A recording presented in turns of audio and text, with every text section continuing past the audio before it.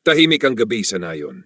Si Carlo na tumakas mula sa ingay ng lungsod ay napadpad sa isang sulok na tila hiwalay sa kasiyahan ng pista. Doon niya nakita ang tindahan ng banga ni Elena. Sa likod ng counter, siya ay nakaupo, hinuhubog ang luwad sa isang paraan na para bang ang bawat kilos ay may sariling sining.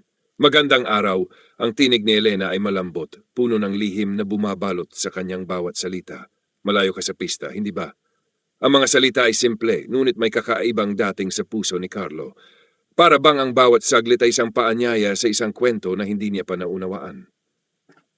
Ang lumalaking atraksyon. Araw-araw, bumabalik si Carlo. Sa bawat bisita, mas lumalalim ang ugnayan nila ni Elena. May kakaibang init sa ngiti ni Elena na tila hinahatak si Carlo palapit. Ngunit sa bawat paglapit, naroon ang tanong, ano nga ba ang nasa likod ng kanyang mga mata? Isang araw habang iniabot ni Elena ang isang florera, dumaan ang kanyang mga daliri sa kamay ni Carlo. Isang mabilis na haplos, ngunit sapat upang magdala ng kakaibang alon sa kanyang puso. Mag-ingat ka, ang bulong niya, mababa ngunit puno ng kahulugan. Masyadong marupok ang mga bagay. Hindi maintindihan ni Carlo kung bakit tila mas malalim ang kahulugan ng kanyang mga salita. Ngunit sa bawat araw na lumilipas, lalo siyang nabibihag. Ang ugnayan ay lumalalim, isang mapanganib na alindog. Habang naglalakad sila sa gilid ng ilog, naramdaman ni Carlo ang init ng presensya ni Elena. Ang kanyang tinig, ang bawat salitang binibigkas niya, ay parang isang awit na sumasayaw sa hangin. Ngunit sa likod ng kanyang kagandahan, may nakatagong lambong ng misteryo na tila nagbabantay. Nagugustuhan mo ba ang lugar na ito? Tanong ni Elena, ang tinig niya ay halos isang bulong. Oo, sagot ni Carlo, malapit na ngayon ang kanilang mga mukha, higit pa sa iyong nalalaman. Sa saglit na iyon, ang mundo ay tila tumigil. Ngunit sa ilalim ng kanilang tahimik na koneksyon, isang pakiramdam ng panganib ang nagkukubli. Fourth, ang paanyaya sa bahay kubo, ang mapanganib na pagliko. Isang gabi, sa ilalim ng liwanag ng buwan, dinala ni Elena si Carlo sa isang lumang bahay kubo. Sa loob, ang mga anino ay gumalaw sa liwanag, parang may sariling buhay. Lumapit si Elena, ang kanyang mata ay puno ng lihim na hindi mabasa ni Carlo. Gusto mo ng tunay, sabi ni Elena, ang boses niya ay tila may halong lamig.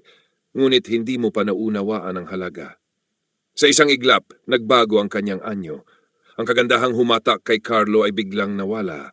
Pinalitan ng isang nakakatakot na figura na tila hinugot mula sa isang masamang panaginip. Bago pa makapag-react si Carlo, biglang nagbago ang atmosfera sa loob ng kubo.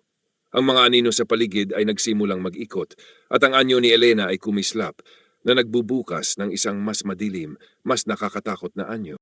Ang dating kaakit-akit na hitsura ni Elena ay unti-unting nagbago at naging isang nakakatakot na halimaw. Ang kanyang kutis na dati mala porselana ay naging kulubot at malupit, tila ang kabataan ay inubos ng walang awang kamay ng oras. Mula sa kanyang balat, sumibol ang mga malalaking kabute na may makukulay na spora na lumilipad sa hangin, nagdadala ng amoy ng pagkabulok na nagpasikip sa hangin.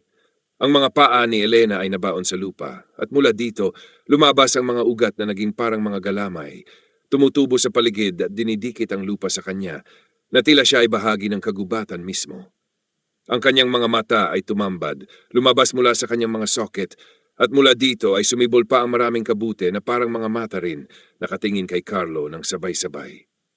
Sa kanyang bibig ay lumabas ang mga mahabang ugat na parang galamay, mabilis at malalakas na patuloy na umaabot papunta kay Carlo, tila gustong sakmalin siya ng buhay.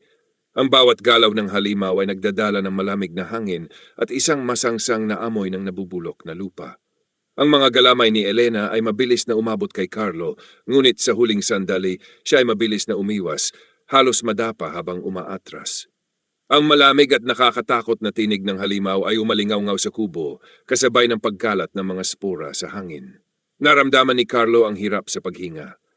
Ang bawat hininga ay naging mabigat, parang may pumipigil sa kanyang lalamunan. Sa gitna ng kanyang takot, mabilis niyang hinubad ang kanyang polo, isiniksik ito sa kanyang mukha at ginamit bilang pansamantalang maskara upang pigilan ang paglanghap ng nakakalasong spora. Hindi mo ako matatakasan, Carlo, bulong ni Elena, ngunit ang tunog nito ay parang nagmumula sa bawat sulok ng silid, kaya't halos hindi malaman ni Carlo kung saan nagmumula.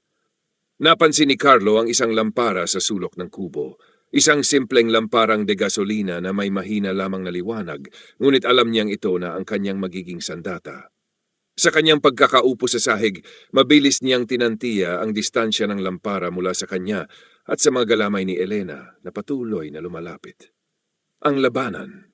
Habang patuloy na umiwas sa mga galamay, umabot si Carlo sa lampara at mahigpit na hinawakan ito. Ang langis sa loob ng lalagyan ay nanginginig sa takot at tensyon. Alam niyang may panganib ang kanyang gagawin, ngunit wala siyang ibang pagpipilian. Hindi ako susuko sa iyo, sigaw niya ng may matinding determinasyon. Sa isang mabilis na galaw, itinapon ni Carlo ang lampara sa gilid ng silid kung saan naroroon ang ilang ugat ni Elena na umaabot sa lupa. Nagkabasag-basag ang salamin ng lampara at agad sumiklab ang apoy mula sa tumapon na gasolina. Ang apoy ay mabilis na kumalat sa mga tuyong bahagi ng kubo at pati na rin sa mga ugat ni Elena. Ang sigaw ng halimaw ay bumalot sa buong kubo, puno ng galit at sakit, habang ang mga kabute sa katawan ni Elena ay nagsimulang matuyo at magliyab sa ilalim ng init. Hindi ito magtatapos dito, Carlo, sigaw ni Elena habang ang apoy ay patuloy na kumakalat, pinapalakas ang mga apoy na nag-aalab sa kanyang katawan.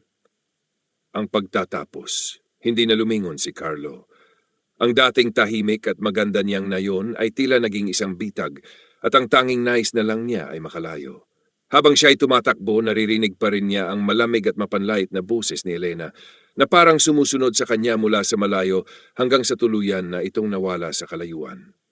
Ang kanyang bakasyon, na dapat sana'y pahinga mula sa mga pagsubok ng buhay sa lungsod, ay naging isang bangungot na hindi niya alam kung kailan matatapos. Pagbalik ni Carlo sa nayon, nagiwan siya ng babala sa mga tao tungkol sa kubo at sa nilalang na naroroon. Ngunit habang naglalakad siya palayo, may natirang tanong sa kanyang isipan.